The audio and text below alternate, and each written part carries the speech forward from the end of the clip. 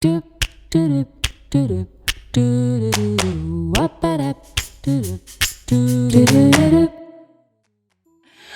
gente, tudo bem? Sejam bem-vindos a mais um episódio do nosso podcast. Eu sou a Bárbara e você, Cris, fala pra gente. Sou Cristiane Lira, fonoaudióloga, especialista em voz. Isso, eu trabalho aqui na Ressoar, sou coordenadora e professora de canto e a gente vai conversar um pouquinho hoje sobre uma coisa super interessante que não é tão abordado e discutido assim, né, Cris? Mas que eu tenho certeza que você já teve dúvidas a respeito disso, que você gostaria de saber um pouquinho mais sobre registro vocal. O que é registro vocal? Cris, começa explicando um pouquinho pra gente o que é um registro, então. Então, por muito tempo, quando as pessoas se referiam ao registro vocal, elas estavam se referindo à ressonância do som, aonde que o som estava ressoando. Se era aqui, mais em peito, mais cabeça. Só que, na verdade, hoje a gente já sabe que o registro vocal, ele não é a ressonância do som, ele é um mecanismo laríngeo. É um mecanismo que acontece na vibração da prega vocal, que envolve musculaturas para fazer certas frequências, que tem musculaturas que vão dominar mais em agudo e musculatura que vai dominar mais em grave, fazendo realmente uma diferença da sonoridade nos registros. Então, hoje, quando a gente se refere a registro, a gente está falando de mecanismo laríngeo, de vibração de prega vocal, e não a esse som que está ressoando. Entendi. A ressonância também tem uma relação com o registro, mas então quando a gente fala de voz de peito, voz de cabeça, voz mista, falsete, isso são registros, certo? São registros. Então são padrões de vibração na prega vocal que são diferentes, né? Diferentes com domínios de musculaturas maiores ou menores. Tipo assim, nesse registro eu tenho mais ação dessa musculatura, nesse registro eu tenho mais ação dessa musculatura. Entendi. Então, é laringe. Lá na laringe, não Prega é nada. vocal. Isso. Então é você que pensa sempre, voz de peito, tem que jogar um super pesão assim pra voz ficar lá no peito. Isso acontece também. Eu tava até lendo um pouquinho sobre algumas definições dos estudiosos sobre registro. E essa questão da nomenclatura, eu vi que vem por conta da sensação da vibração. Então, no registro de voz de peito, que é um padrão de interação da musculatura aí, que forma um padrão de vibração diferente na prega vocal, né? Interagindo as musculaturas, usando mais uma do que a outra. Nesse registro, eu tenho sensação maior de vibração no peito. Não significa que a minha voz está com a ressonância unicamente aqui, uma ressonância mais baixa, né? E a mesma coisa a voz de cabeça. Eu tenho uma sensação de vibração na cabeça, por conta desse padrão de vibração da prega vocal e da interação da musculatura, mas não significa que a gente está usando só a ressonância da cabeça. Não é isso, Cris? Não. É exatamente, é a sensação de vibração que às vezes as pessoas falavam do registro, porque a sonoridade é diferente nos registros.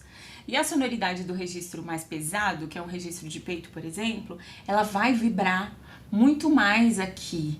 Por quê? Porque é frequência grave. E a frequência grave, ela vai até vibrar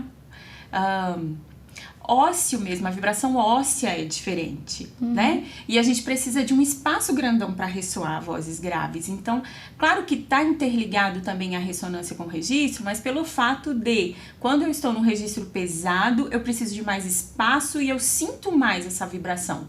Quando eu estou num registro mais agudo, mais leve, por exemplo, essa minha vibração, ela vai subir um pouquinho e eu vou ter uma sensação de uma ressonância menor e mais aqui na frente. Então, por isso que se confunde tanto. Então, o que eu acho legal hoje, quando a gente vai conversar sobre registro, é porque às vezes dá briga por causa do nome que eu tô usando. E às vezes eu tô falando sobre a mesma coisa com você, aí você tá usando um nome diferente do que eu uso para descrever esse mecanismo, esse registro. Só que às vezes a gente tá falando da mesma coisa. Então, hoje é legal a gente conversar com base na fisiologia. O que tá acontecendo para a produção desse som. E aí a gente começa a conversar um pouquinho melhor. Não é que é deixar de lado a nomenclatura, porque são muitos nomes para nomear o mesmo fenômeno. É verdade. E isso acaba confundindo. É verdade. Tem nomes mais técnicos, né? Tipo registro basal, registro médio e alto, é isso, Cris? Então, por exemplo, várias nomenclaturas para falar sobre o registro basal, por exemplo. Registro basal, frai, pulsátil, isso tudo é o mesmo fenômeno. Entendi. E a gente está nomeando esse registro. Certo. Por exemplo, o registro de peito. Tem gente que chama de registro de peito, tem gente que chama de registro pesado. Fala aí outro nome que você já ouviu, assim. Eu acho que eu sempre uso o peito. Porque na área da Plena, música... voz plena. Voz plena. É que voz plena, o povo encaixa em qualquer um dos registros, né? Tipo, tô com uma voz plena no agudo, tô com uma voz... E a gente vai utilizar, e falar um pouquinho disso também quando a gente fala de que área que o registro vai estar abrangendo em relação de notas, né? Mas essa questão, eu acho que é muito legal a gente conversar sobre isso, porque a gente tem que destacar que a passagem de um registro para o outro é uma coisa natural da fisiologia do corpo, não é verdade? Então, todo mundo vai passar pelos registros. Não é uma coisa assim que você tem que aprender e que o seu corpo nunca fez. Tem que aprender a fazer uma coisa que nunca existiu dentro de mim. Porque as pessoas têm essa ideia, às vezes, me ensina a fazer tal. Só que é, na verdade, algo que acontece naturalmente no nosso corpo, não é verdade? Naturalmente. Existem as zonas de transição de registro, que a gente chama. Cada voz, por exemplo, vozes femininas e vozes masculinas vai ter essa transição em regiões diferentes. E dentro da voz feminina, por exemplo, o contralto e você, que é o soprano, vai ter essa transição, às vezes, em notas diferentes. Sempre numa mesma região, mas especificamente numa região diferente. Você, por exemplo, sabe exatamente a nota que é a sua transição. As suas duas transições, que a gente tem duas transições. Então, tudo acontece, é natural, é fisiológico. Toda voz passa pelos registros. Mas quando o cantor domina essas passagens, você quase não percebe essas mudanças de registro. Então, às vezes, a gente percebe muito a mudança de registro de uma voz masculina, por exemplo, que é gritante quando passa por um falsete, né? E, às vezes, um cantor treinado passa por isso, tá lá num registro já de cabeça e a gente não percebeu, mas ele passou. A passagem é fisiológica, existe. Até porque a vibração da prega vocal muda. Muda o padrãozinho, né? Muda. Quando a gente muda, por exemplo, mais entre o mecanismo de registro de peito e de cabeça, por exemplo, que é um pouquinho mais perceptível ainda, tem indícios de que a prega vocal deixa de vibrar uma camada mais profunda da lâmina própria da prega vocal. Não vou ficar falando muito disso aqui não, mas ela vibra diferente. É como se ela desacoplasse e ela perde um pouquinho de massa. É como se ela vibrasse só uma partezinha dela e outra não, né? Exatamente. Vamos falar assim de uma forma bem... né? Muda o padrão de vibração da prega vocal. Então, muda o registro. Então, quando você habilidosamente começa a entender isso e a dominar essa mudança, o cantor treinado a gente quase não percebe. Realmente, a gente não percebe. Você fala pra mim assim, aqui eu mudei de registro. E, às vezes, eu não percebi. Porque a sonoridade ficou tão boa com a troca de registro que a gente não percebe. E a grande maioria dos cantores não consegue dominar isso. É verdade. Tem um autor que eu adoro, Babi, que é o Johan Sandberg. É um cientista da voz sueco. Ele tem um livro chamado A Ciência da Voz. Recomendo para quem quer estudar voz. E ele compara o mecanismo de mudança de registro com um carro manual. Então, por exemplo, quando a gente começa a dominar a questão do registro... Se eu tô ali de primeira no meu carro, no meu motor, eu tô forçando o meu motor ali e quando eu sei exatamente quando passar para a segunda, eu passo de uma forma imperceptível a marcha ali. Agora, o que a maioria das pessoas querem fazer é andar a 60 de primeira. E aí você tá forçando o motor de uma forma que o motor vai pedir a mudança de marcha e quando você mudar, você vai sentir aquela mudança assim. É muito legal quando você começa a pensar sobre a mudança do registro nessa questão do carro, que você tem que passar as marchas. O registro, a mudança de registro é uma mudança de marcha, ela precisa acontecer. Só que você tem que saber o momento de fazer essa troca e fazer habilidosamente. Isso aí. Entendeu? Mais ou menos. Entendi. O legal é que o registro, vamos falar assim agora na sonoridade, assim, mais musicalmente. O registro, ele vai alterar no timbre e na intensidade, basicamente e principalmente, né, na intensidade da voz. O quanto que essa voz é ouvida, intensidade, falando popularmente, seria o volume da voz. Quanto se o volume tá forte ou se tá fraca, né? E um pouco do timbre. Eu garanto que todo mundo aí já ouviu alguém cantando que começou a música de um jeito e no meio da música parecia que era um dueto, era outra pessoa Aí do nada a pessoa volta pra personalidade anterior, daqui a pouco passa pra outra de novo, e fica muito claro que a mudança, a falta de controle na mudança de registro que acontece, não tem como ela não acontecer, ela vai acontecer. Essa falta de controle altera muito o timbre, às vezes, né, Cris? E então a gente precisa trabalhar um pouquinho com isso, com essa transição aí e dominar. O que você falou da marcha é muito legal porque como o nosso corpo vai mudar o registro, às vezes a gente força a não mudança. Exatamente. Por que a gente força a não mudança? Porque muitas vezes a gente acha que dessa forma, pelos registros mais pesados, registros mais baixos, né, eles terem mais volume, às vezes a gente acha que é dessa forma que a gente consegue levar volume lá pra cima, pra parte aguda. E não é, você tem que deixar o seu corpo funcionar naturalmente. O registro vai ter que passar. Vai ter que passar. Né? E aí, quando você fala, por exemplo, do cantor que muda drasticamente, assim, quando o cantor tem isso dominado e ele passa sem você perceber, mas ele é tão dominado que às vezes ele quer realmente mudar a sonoridade e ele consegue, ele tem habilidade para fazer essa passagem, quebrar o registro, porque é intencional naquele momento da música, que é um ornamento que vai deixar a música mais com a cara mais dele. rica, né? Exatamente. Agora, isso quando é um ornamento que ele quer, é um domínio dele e ele quer fazer isso nesse momento. Outra coisa é quando a pessoa não sabe como fazer de outra forma. E aí, a intensidade da voz, ela tá sempre ligada à prega vocal mais apertadinha, pra gente fazer mais pressão subglótica e conseguir um volume maior. Como no grave, a gente tá com a prega vocal com mais massa em vibração, a gente tem mais volume. Que aí no agudo, se você quiser produzir o agudo da mesma forma que você produz o grave, você não vai conseguir o volume. Você vai forçar demais a musculatura, ou seja, tá andando a 60 de primeira, e aí vai, além de não ficar bonito, pode causar uma lesão mesmo na prega vocal, alguma patologia, alguma doença mesmo, de fazer errado o tempo todo. E aí entra a importância da interação dessa questão de você conseguir passar pelos registros com o domínio da ressonância. Porque não é o registro que vai te dar volume, né, Cris? Porque às vezes as pessoas vão querer colocar lá. A gente sabe, no Brasil, isso é verdade, que todo mundo quer um agudo, pá, né? E muita gente chega pra mim e fala assim, não, eu adoro cantar grave, a minha voz é grave. Aí na primeira aula eu percebo que a pessoa é uma soprano. Aí eu falo assim, querida, você não gosta de cantar grave, é porque você não sabe cantar agudo, entendeu? Aí fica mais fácil você falar que gosta de cantar grave. Exatamente. Porque você não sabe cantar agudo. Eu falei querida porque eu tenho muito mais alunos mulheres do que homens, porque, né, geralmente as pessoas procuram um professor do mesmo sexo, mas isso aí também não impede nada, porque é uma coisa que acontece.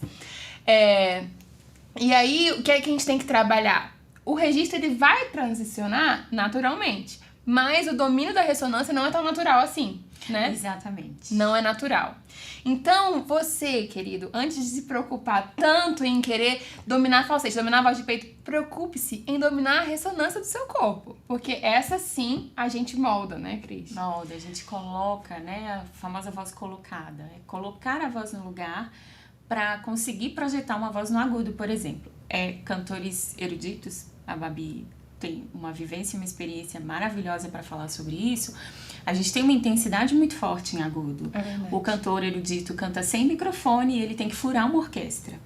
É intensidade. E aí, vou só dar uma pincelada nisso aqui, que aí esses cantores têm o tal do formante do cantor, que é um ajuste de intensidade mesmo, tem um ajuste glótico apertado, mas a voz está no lugar que ele vai ter um incremento de energia em certas frequências, que esse lugar de incremento de energia vai projetar a voz de uma forma que vai furar uma orquestra.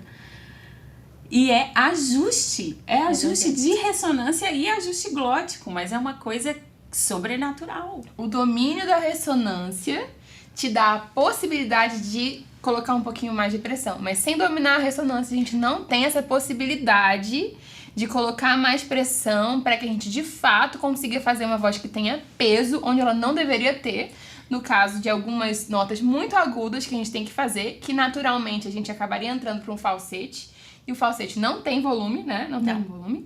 Então, o falsete não tem volume. Porque a configuração do falsete faz uma fendinha. A prega vocal não fica tão apertadinha. Então, você não consegue volume em falsete nem se você quiser. Aí sim, você muda o registro. Isso. Se você tá nessa frequência aguda, você consegue produzir essa frequência aguda, por exemplo, com 2 sonoridades diferentes. Uma sonoridade mais de falsete, mais soprosa, com menos volume. E na mesma frequência, uma voz mais projetada e mais forte. Então, aí já são registros diferentes. A configuração da prega vocal é outra. Mas aí, como você tá falando, Babi, que é legal ressaltar isso. Se a voz não estiver no lugar de ter esse incremento de energia para ressoar, não adianta força nenhuma que você colocar aqui, você só vai sobrecarregar a prega vocal e a voz não vai projetar. Por maior força que você coloque, é ou não é? Se você tá querendo, por exemplo, no canto erudito, você precisa daquela frequência aguda para projetar aquela voz e furar uma orquestra, furar um violino, furar aquele som todo. Se a voz não estiver no lugar para produzir essa projeção, adianta você fazer força aqui? Não adianta. Mas ela precisa estar ajustadinha aqui e aonde vai ressoar esse formante. É verdade. Então, momento dica, gente, porque muita gente não consegue ter paciência suficiente para isso. O que a gente precisa fazer para ter volume nos extremos, né? No caso, que são os mais desejados. Ter volume no grave ou ter volume no agudo, porque o agudo é mais visado, assim, todo mundo quer. Mais volume no agudo. Você precisa ter paciência para aprender a ressoar no lugar certo e ficar um tempo sem ter volume. Porque, né? Não é com força. Às vezes as pessoas acham que se ela forçar, então ela vai ter volume. E aí ela acaba forçando lá na laringe, né? Exatamente. O que acontece na laringe? Na laringe acontece o registro, né? A passagem de registro. Isso acontece lá. A ressonância, lógico, ela nasce na laringe. A laringe tem uma ressonância, mas não é suficiente. Ela precisa de espaço para ressoar aqueles harmônicos. Aquela voz precisa de espaço para ressoar. Se a gente for...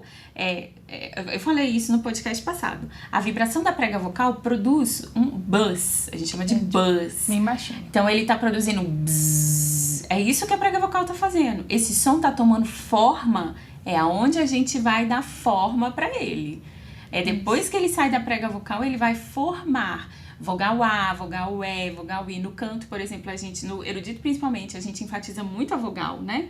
Porque a vogal tem formante. É o lugar que o lugar que você encontra para ressoar esse som, para projetar esse som, é na vogal. A consoante não tem formante do som, né? Verdade. Por isso que a gente tem que caprichar bastante na vogal. E aí que tá a importância também da articulação no canto.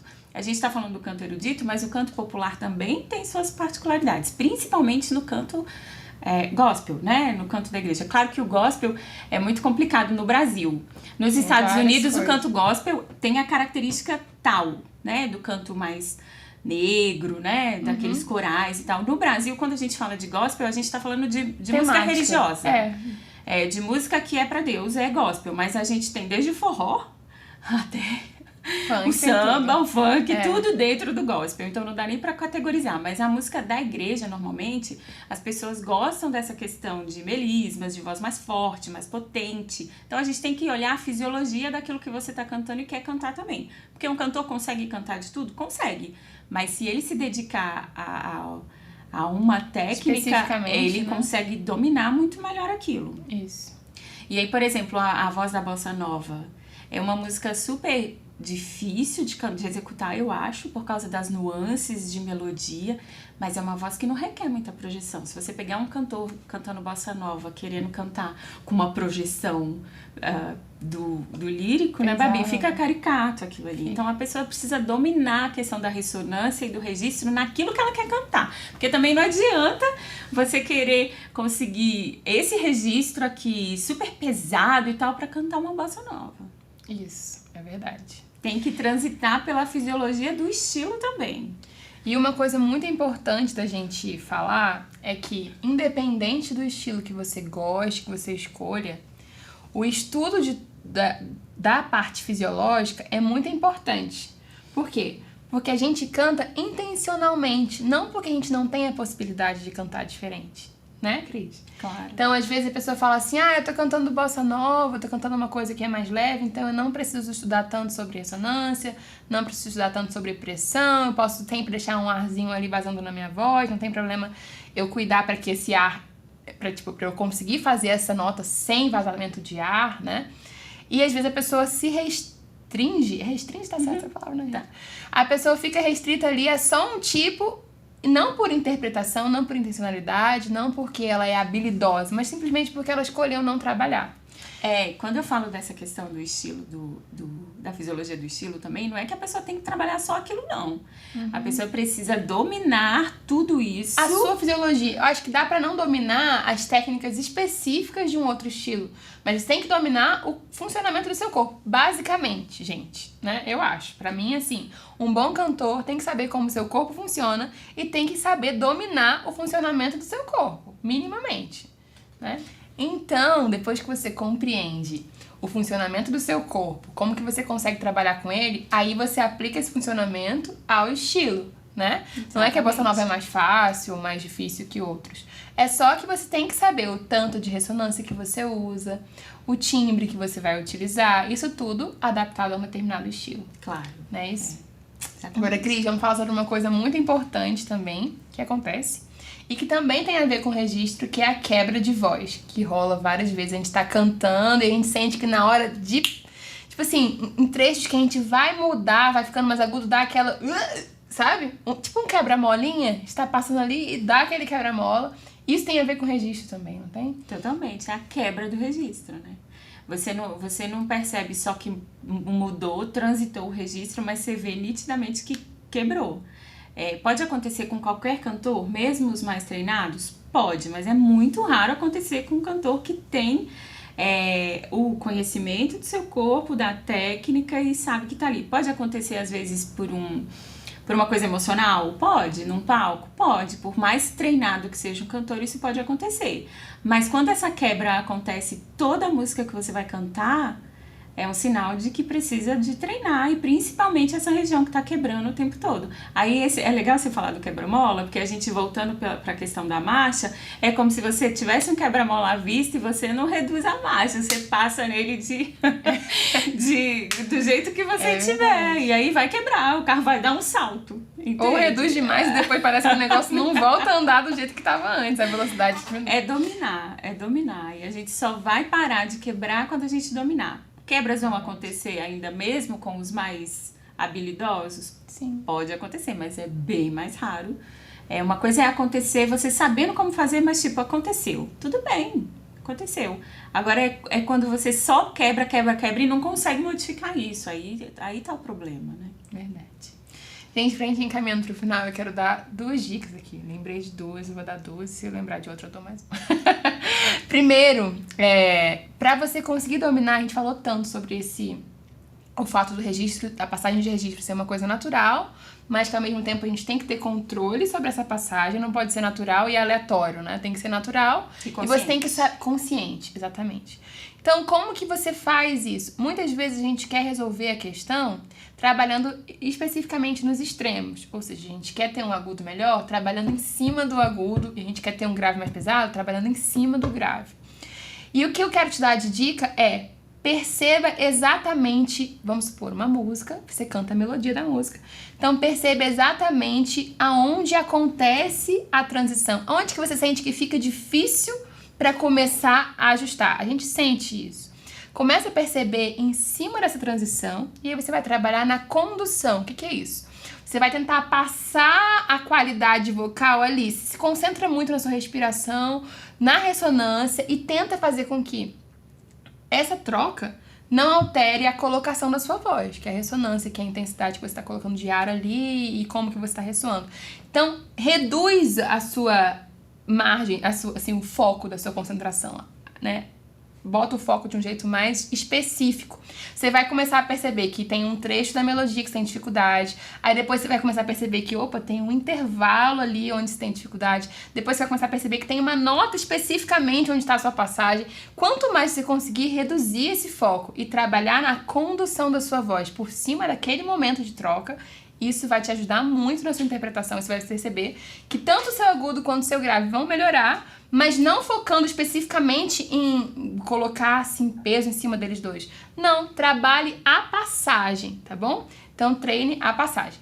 E a outra dica que eu ia dar, que eu me esqueci aqui agora, gente. Então, quando você lembra, eu quero dar uma dica. Tá, Pode? dá outra dica. A importância de você ter um profissional para te ajudar e pontuar essas coisas. Claro que a gente vai... muita gente consegue desenvolver isso sozinho, dominar isso sozinho, e muitas vezes isso tem um preço quando você está fazendo isso sozinho. Então, é tão importante a gente ter um orientador, um professor de canto, por exemplo, quando a gente fala. O fonoaudiólogo vai te ajudar na fisiologia, na preparação muscular daquilo ali, mas a parte performática, a parte da beleza, de passar por esses registros, é um professor de canto. Então, você precisa fazer aula de canto, todo cantor tem que fazer aula de canto, né? Fonoaudiólogo e professor de canto juntos, então é um combo perfeito, assim, pra gente ir fazendo esse treinamento, mas você precisa de uma orientação. Às vezes a gente não consegue sair daquele limbo sozinho. Aí, quando você fala sobre a passagem, existem professores de canto que trabalham registros separados, né? Registro de peito, bem pesado, depois registro de cabeça, e depois vai fazendo um mix dessa musculatura na região média, que é onde é mais difícil. Porque às vezes tem cantores que quando mudam de registro e vão lá pro agudo, até tá ok, registro de peito ok, mas nesse meio é como se a voz não tivesse corpo nenhum. É mais difícil esse meio do que o agudo. O agudo ela até consegue ir, mas essa região que é meio é muito difícil. Então, trabalhar bem os registros isolados, se é que eu posso dizer assim, e depois ir trabalhando para esse mix, para esse equilíbrio de musculatura nesse meio da voz, né? E aí, você precisa de ter um professor de canto habilitado para te ajudar com isso, né? E é importante também saber do professor de canto, né? Porque às vezes o cara canta muito bem, mas não é professor de canto, não. Não necessariamente um excelente professor de canto vai cantar de uma forma que você ache perfeito, assim. A pedagogia vocal tem muita coisa envolvida, então pesquise por um bom professor de canto e faça aulas de canto. Não pesquisa não, gente, vem pra ressoar. Brincadeira, a pesquisa tá feita, entendeu? A pesquisa tá pronta. Ó, seguinte, a outra dica que eu ia dar ela se divide em duas. Primeiro, tenha paciência com o seu corpo, ele precisa aprender. A sua musculatura precisa aprender. Não é uma coisa que você instalou assim, opa, entendi, e vai rolar no seu corpo. Não. A musculatura precisa aprender. Mas a outra parte da dica não desista depois que você aprendeu, porque tem muita gente que acha que aprendeu e agora já tenho, tipo, comprei isso aqui e aprendi, eu tenho isso aqui, posso usar quando quiser.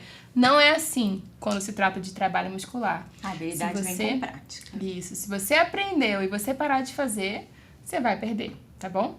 É isso então, tem até uma memória muscular que vai segurar ali por um tempo, mas a habilidade precisa ser praticada, porque senão você vai esquecer como fazer e vai perder essa destreza aí. É isso, né, Cris? Tanto é treino. Exatamente. Então, tem que treinar. E treinar conscientemente. Isso. Seja intencional, conheça seu corpo e cante muito melhor. Tá bom? Isso aí. Gente, muito obrigada por ficar com a gente até o final. Compartilha esse vídeo com seus amigos que conhecem, que você conhece, que gostam de canto, que estejam estudando fonoaudiologia também, porque tem muita gente da fonoaudiologia que não conhece muito bem esse universo do canto, né, Cris? Então, compartilhe se você é estudante de fonoaudiologia. Se você é estudante de fonoaudiologia, mande lá pra galera da sua turma, mande pro pessoal que canta com você. Enfim, vamos fazer esse vídeo chegar mais longe, tá bom? Um abraço e até mais. Um prazer, viu?